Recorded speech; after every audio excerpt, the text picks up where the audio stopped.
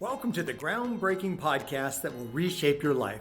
Get ready for an inspiring journey of self-discovery and personal transformation. This is Redesign Your Reality with me, your host, the seasoned entrepreneur and spiritual guide, Randy Lyman. So Randy, you talk a lot about the importance of healing emotions. Let's talk about forgiveness. This is a big one. How do you feel about forgiveness in general? How do you think that it's affecting people day to day? Without forgiveness, there's just no way to move positively into the future. Forgiveness or lack of forgiveness is about hanging on to the anger and resentment that we have for somebody else that doesn't serve them, doesn't change them, it doesn't change us. It keeps us from getting to the emotions underneath, and it keeps us from seeing gratitude in the situation. And through the gratitude, we have a connection with our source. We have connection with a higher level of love. And if we're not forgiving, that's clearly implying we're hanging on to whatever negative emotion we have towards the other person.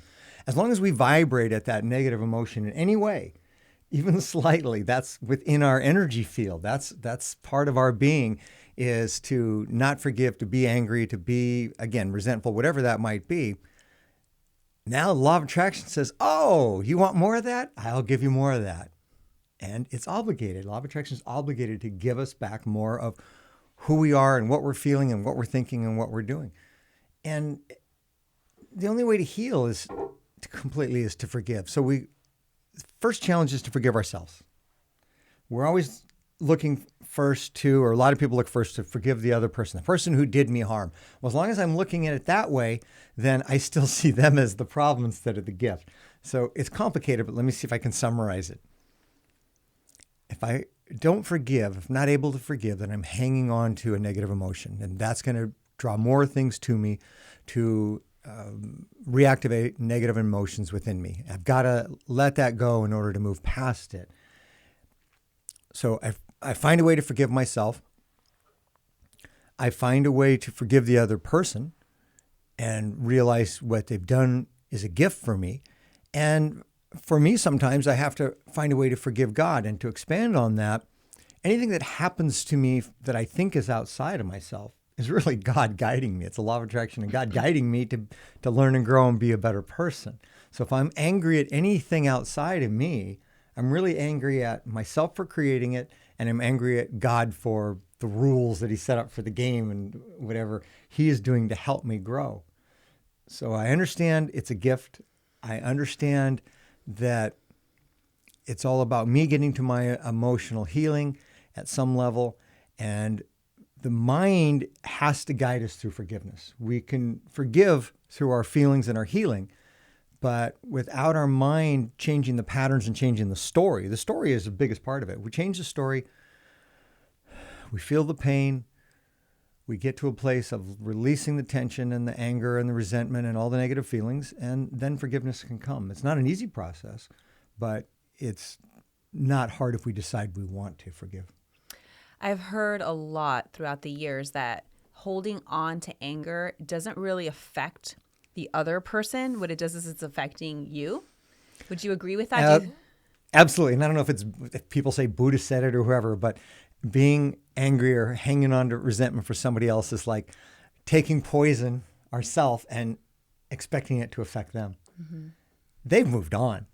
And if they haven't, then they're already living their own punishment. But they've moved on. This is always about us. And we're called to love them no matter what they've done to us. Well, they're reflecting us back to ourselves. Mm-hmm. So to hate them for that is just silly. And the mind, the ego, does not see them as part of us, as part of the whole being of the game that God has put together. You're all going to believe you're separate. You're all going to be completely individuals for a while, but you come from the same source and you're going to help each other grow. Mm-hmm. When we step back and we look at it from God's perspective, and we're all from one source, we're all helping each other with these awkward gifts, annoying gifts, all these irritations. But when you look at the game from that perspective, then the whole idea of anger and resentment and blame just falls apart. And then we get to the deeper part of the love of what a person has done to me is for me. Some of my biggest enemies are from the other side, from God's perspective, from when we meet after this life is over. They're my best friends. They're my biggest gifts. And yet in this lifetime, they've been the biggest irritation. I have somebody like that in my life. They were my arch nemesis for 30 plus years.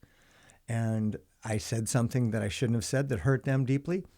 And they did everything they could for 30 years to try and hurt me. And it drove me to be better. But I know that when it's all said and done and we're on the other side, we're going to laugh about it. And at some level, they're a friend who I love deeply and I appreciate for what they've done for me.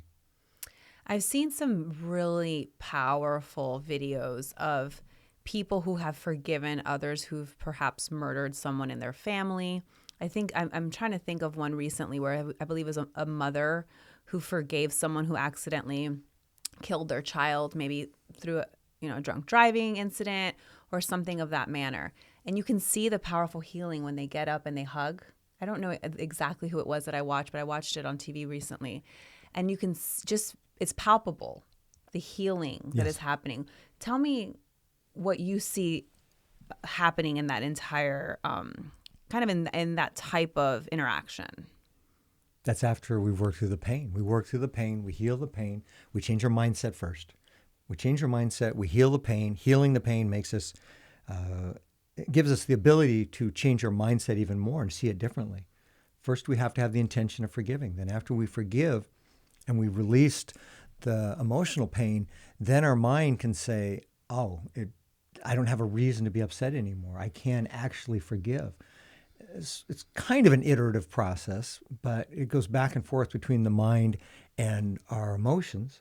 And then once we're through all that, and we've received and accepted the gift of the emotional reactivation and emotional healing, then we see the gift from a whole different perspective. It's on the other side of the pain, after the healing, after the forgiveness, then we see the beauty of the gift. We see the beauty of the growth. We see the beauty of what this loving friend has done to hurt us was not ever intended to hurt us. It was intended to help us grow.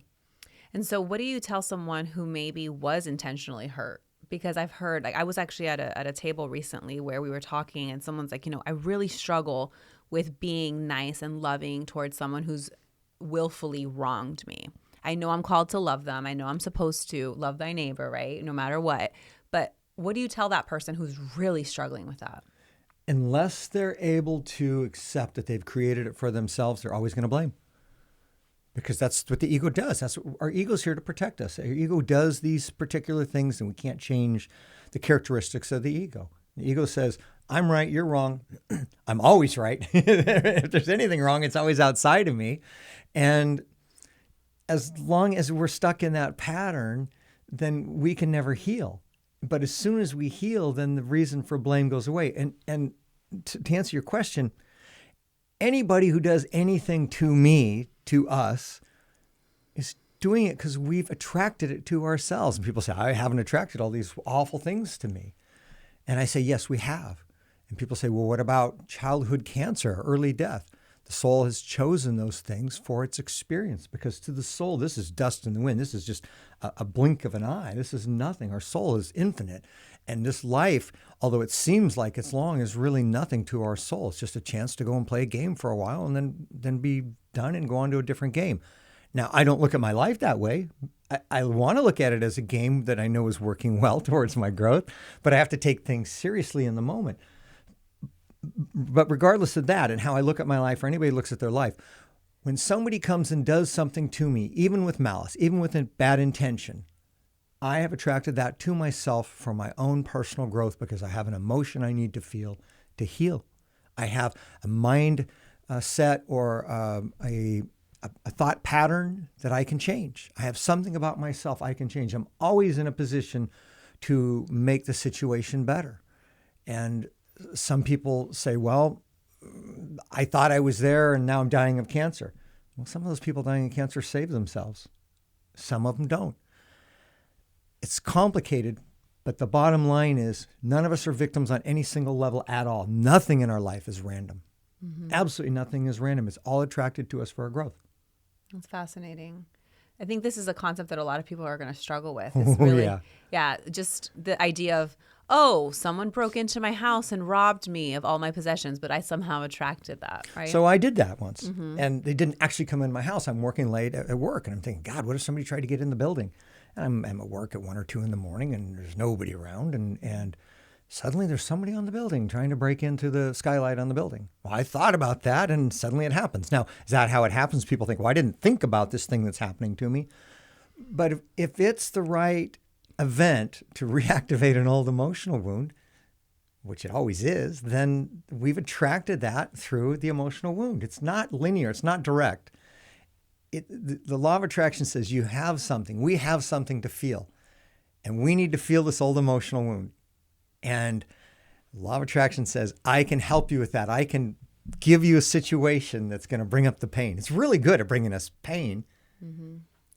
But the pain is always specifically aimed at something that we don't want to feel.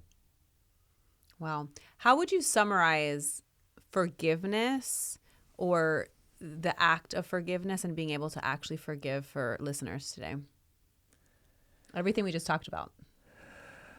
Forgiveness resides in a similar place as gratitude.